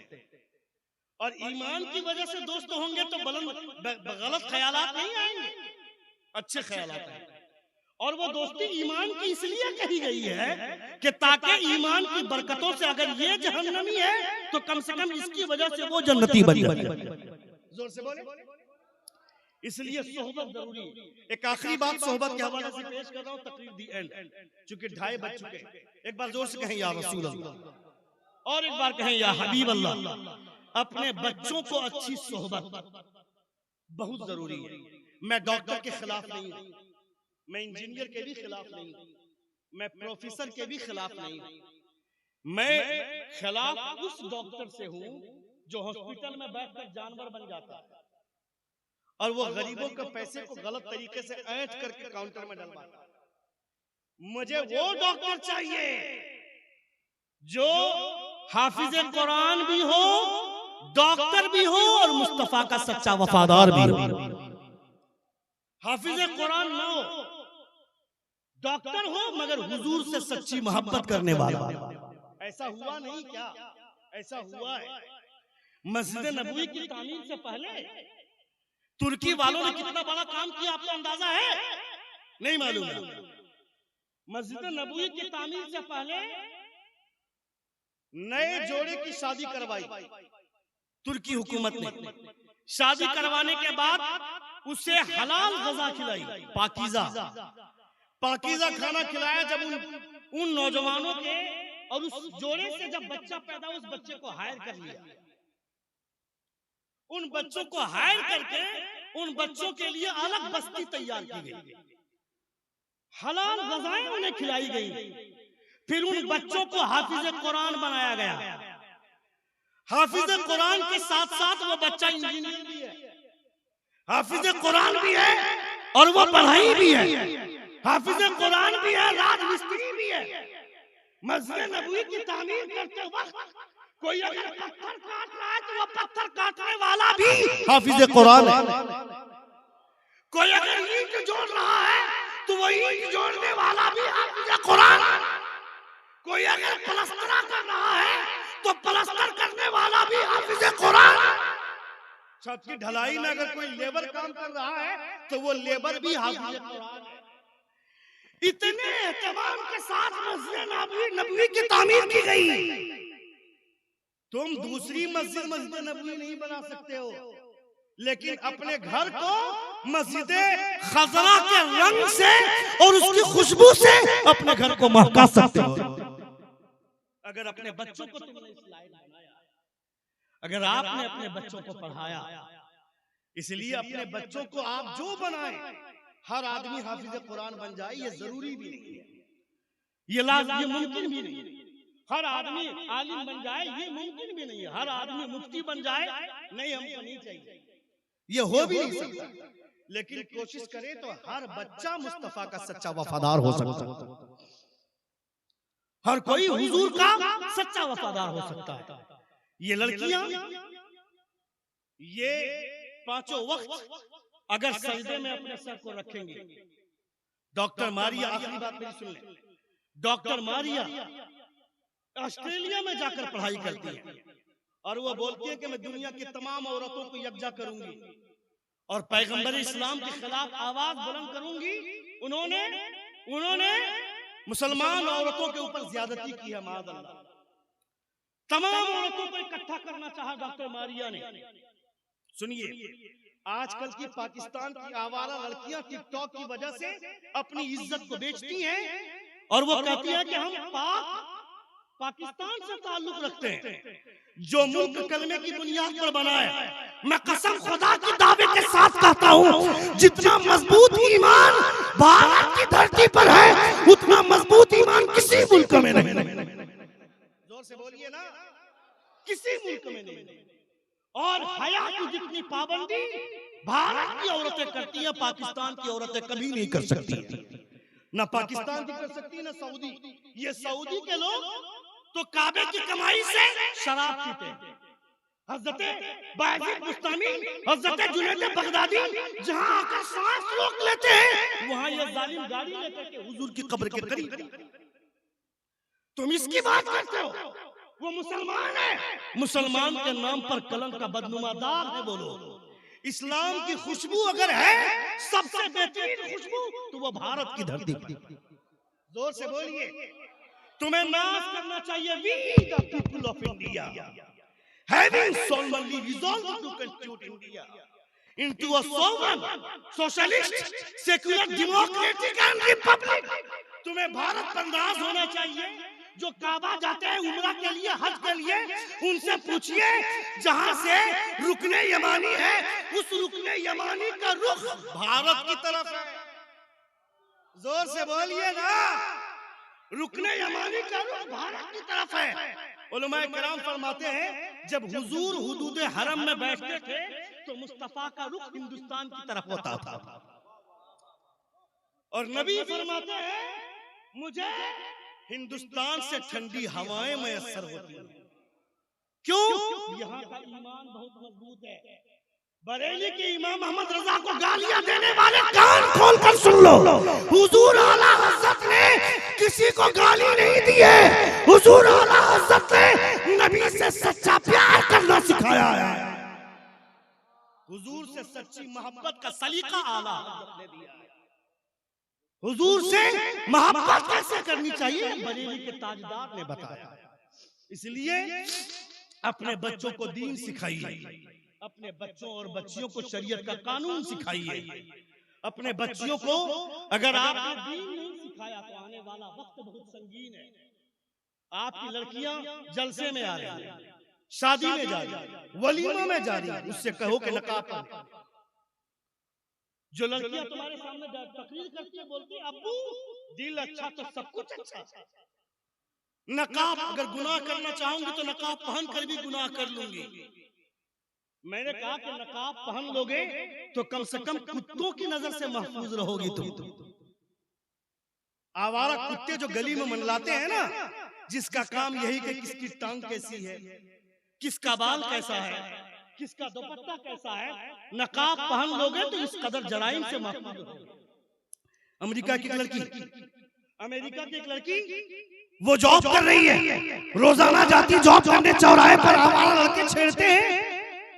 वो लड़की तंग आकर के अपनी सहेली जिसका नाम फातिमा, उससे आकर बोलती कि ए बेटा, what are you doing sir, what happened?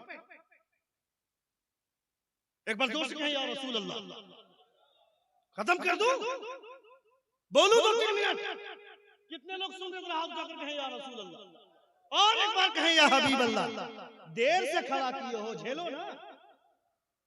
कौन कहा था 1-1.5 बजे मुझको माइक देने के लिए? 12 बजे दे देते। 1 घंटा तक रंगरंगा के बोलता बैठ जाता।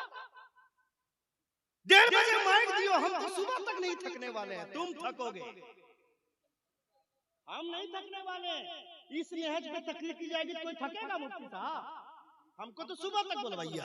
और ये कंप्यूटर भरा हुआ है, मैटर खत्म होने वाला नहीं है। सुनो ना, कितने सुन रहे हैं?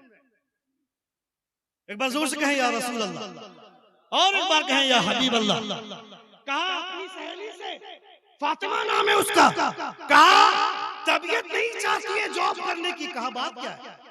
कहा जॉब करने जाती है, रोजाना चौराहे पर आवाज लड़के खड़े रहते, मुझे छेड़ते, भद्दे कमेंट्स करते हैं। वो लड़की बोलती परेशान मत हो, कल मेरा बुर्का पहनकर चली जा। जोर से नहीं बोलना था, कल मेरा बुर्का पहनकर चली जाना। ईसाई लड़की है, बुर्का पहनकर चली गई। वही चौराहा है, वही लड़की है, वही आवारा कुत्ते हैं। जब वो लड़की सामने आती है, आवारा लड़के बोलते हैं छोड़ दो, रास्ता दे दो, किसी इज्जतदार घराने की खातून जा रही है। अच्छा, मजमे से कभी नारा नहीं लगता है क्या? नहीं लगाना जानते हैं नारा? हम लोग जलसा में बोलते हैं, नारा लगाने के लिए नहीं लगाते। और कोई छेड़ देता है तो हर जगह आई लव मोहम्मद का बैनर लगा करके नारा लगाते हैं। हमारी मोहब्बत बैनर पर नहीं अटकी है, हमारी मोहब्बत उन जालिमों की वजह से नहीं गुंबद खजरा की हरियाली की वजह से है।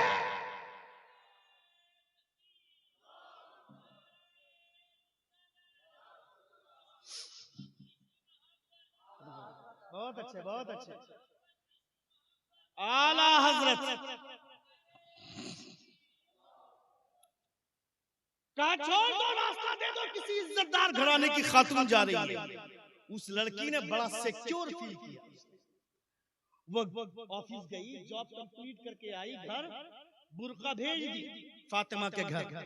दूसरे दिन का सूरज तुलू होता है, दरवाजे पर फातिमा के घर पे दस्तक दी। फातिमा ने दरवाजा खोला, देखा कि मेरी सहेली ईसाई सहेली है। उसने कहा कि बुर्का चाहिए, टेबल पे रखा हुआ ले लो। वो ईसाई लड़की बोलती है आज बुर्का लेने नहीं आई हूँ, बल्कि जिस पैगंबर ने पर्दे का हुक्म दिया है उनका कलमा लेने आई हूँ।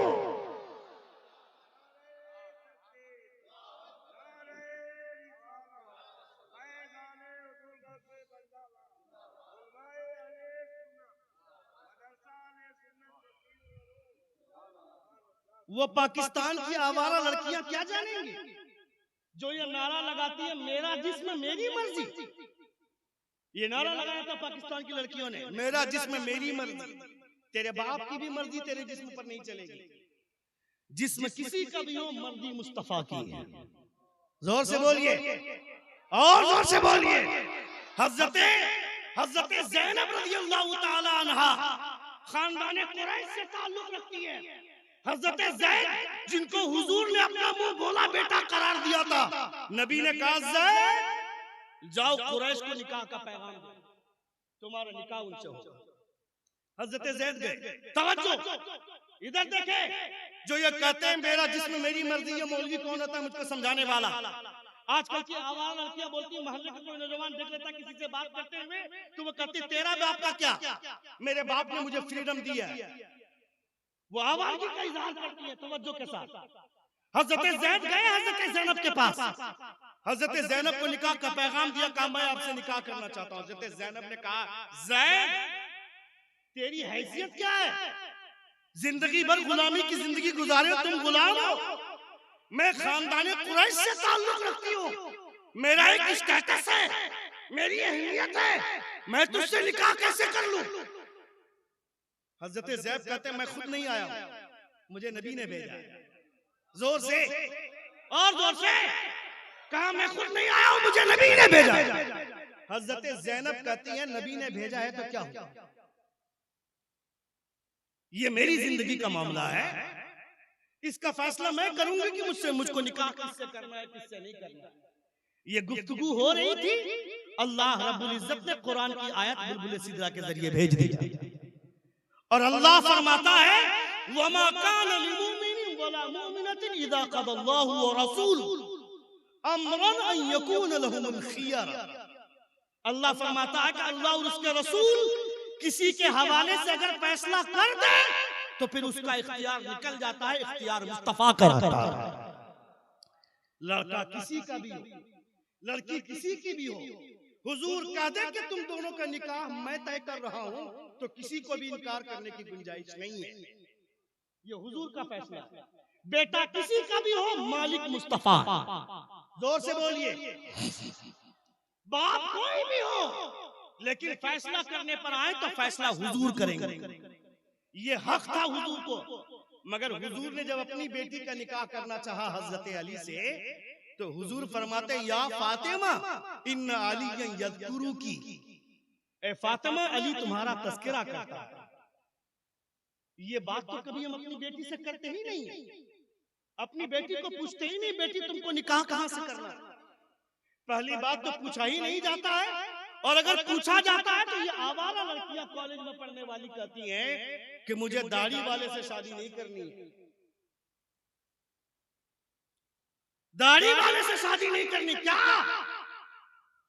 क्यों नहीं करनी है? ये तेरी गंदी सोच है, वरना दुनिया का सबसे खूबसूरत चेहरा हुजूर का चेहरा है जिनके चेहरे पे दाढ़ी है। हुजूर से ज्यादा खूबसूरत चेहरा कोई चेहरा नहीं। तुम्हें अगर अच्छी लड़की चाहिए, तुम लोगों से कहता हूं, तुम्हें अगर अच्छी लड़की चाहिए तो शादी से 2 महीना पहले चेहरे पे दाढ़ी रख लेना। इसलिए दाढ़ी वाले को वो लड़की पसंद करेगी जिसके सामने हजरत फातिमा का कैरेक्टर होगा, जिसके सामने हजरत आयशा सिद्दीक़ा रज़ियल्लाहु ताला अन्हा, हजरत खदीजा कुबरा रज़ियल्लाहु ताला अन्हा की जिंदगी होगी। बातें बहुत सारी हैं, इस हवाले से अगर मैं बात करना चाहूं तो बहुत वक्त लगेगा। बस मैं सिर्फ इतना कहना चाहता हूं, मदरसा अगर आपके करीब में है तो इस मदरसे की बरकतों से और इसकी तालीमी खुशबुओं से खुद को भी संवारिए और अपने घर का माहौल भी संवारिए। आपकी बेटी डॉक्टर बन रही है तो अपनी बेटी को कहिए, मेरी बेटी डॉक्टर बाद में बनना, पहले अपने आप को हजरत फातिमा की कनीज बना लेना। क्योंकि औरत जब इबादत करने पर आती है तो वो कमाल हासिल करती है। हजरत बायज़ीद बुस्तामी ने सोचा था कि मैं जाऊंगा खाने काबा का तवाफ के लिए तो एक अलग रंग और ढंग में जाऊंगा। क्या किया था? एक कदम रखते थे, 2 रकात नफल पढ़ते थे, फिर दूसरा कदम रखते थे, 2 रकात नफल पढ़ते थे, तीसरा कदम रखते थे, 2 रकात नफल पढ़ते थे। इस तरह करके खाने काबा तक पहुंचे। वहां देखा तो काबा गायब है, काबा ही नहीं है। कहा मौला इतने एहतमाम के साथ आया हूं तो काबा कहां है? कहा तू जिस काबा को देखने के लिए आया है वो काबा मेरी नेक बंदी राबिया बसरिया के इस्तकबाल के लिए गई है। राबिया बसरिया के इस्तकबाल के लिए गया हुआ है। यानी जब अल्लाह की इबादत करने पर कोई लड़की आती है, कोई खातून आती है, तो आप सोच नहीं सकते हैं कि वो कितना कमाल हासिल करती है। इसलिए अपनी बीवियों को, अपनी बेटियों को समझाइए कि मोबाइल जरूरत के मुताबिक चलाए, जरूरत के बगैर न चलाए। जरूरत के बगैर इस्तेमाल करेगी उस मोबाइल को तो उसकी वजह से उसकी भी लाइफ खराब होगी, उसके बच्चे की भी लाइफ खराब होगी। मेरा बच्चा रो रहा था, मेरी बीवी ने सिर्फ एक मरतबा मोबाइल लगा करके दिया, मैंने मोबाइल पटक के छू दिया। मैंने कहा मोबाइल के जरिए बच्चों को चुप नहीं करना है। ये बच्चा रो रहा है तो इसे माँ के बदन की खुशबू चाहिए, उसको गोद में लो, सीने से लगाओ, वो बच्चा रोए, रोना उसका बंद हो जाएगा, वो चुप हो जाएगा। मेरी बेटियां इनकी आवाज़, जब बच्चा रोने लगता है मोबाइल निकालती है, यूट्यूब खोलती है और बच्चे के हाथ में सामने रख दिया, नानी तेरी मोरनी को मोर ले गए, ये लगा के दे दिया। नानी तेरी मोरनी को मोर ले गया, बचपन से वो गाना सुना है और जवान होने के बाद किसी मोरनी ही को लेके चला जाता है। ये यहाँ जाती है, सोचती है कि अच्छी लड़की तलाश करके लाएंगे, उससे पहले वो किसी चमार की बेटी से ब्याह कर ले। ये हंसने वाली बात नहीं है। खवातीन को चाहिए कि बच्चा रोता है तो उसे कलमा पढ़ करके उसको रुलाए, चुप कराए, नबी की नात पढ़ करके सुनाए उसको। वो बच्चा, हुजूर ताजुश शरिया का एक ऑडियो आपने सुना था ना, एक बच्चा रो रहा था, हुजूर ताजुश शरिया उसे गोद में लेकर लमयाती नदीरु काफी नदरी मिसले तू न शुद्ध पैदा जाना, जगराज को ताज तोरे सरसों है, तुझको शहे दूसरा जाना। ताजुश शरिया के घर में कोई बच्चा रोता है तो उसे गाना गाकर नहीं, नबी की नात सुनाकर चुप कराया जाता है। इसीलिए हुजूर ताजुश शरिया का पोता अल्लामा अफजल का बेटा, एक साहब आया एक साहब आया शहद दम कराने के लिए। वो छोटा बच्चा 7 साल का बोलता है शहद पे दम नहीं होगा। कहा क्यों दम नहीं होगा? कहा तुमने हुजूर की हदीस नहीं सुनी कि शहद में मौत के अलावा हर बीमारी के लिए शिफा है? तो जब ये खुद शिफा है तो इस पे दम कराने की जरूरत क्या है? 7 साल का बच्चा इतना माहिर होता है हुजूर आला हज़रत के घर का, और तुम्हारा बच्चा 24 घंटे गाना गाता है। तुम्हारा बच्चा कहता है कि इस हफ्ते में किसकी फिल्म रिलीज हुई है, इस हफ्ते में किस फिल्म ने कितना बिजनेस किया है। तो तेरे घर का माहौल खराब नहीं होगा, किसके घर का माहौल खराब होगा? इसलिए अपने घर का माहौल अच्छा बनाया है तो इस्लामी माहौल दीजिए अपने घर में, ताकि आपका बच्चा बड़ा होने के बाद आपका नाम भी रोशन करे और आपका नाम जन्नत के लिए भी लिखवा दे वो बच्चा।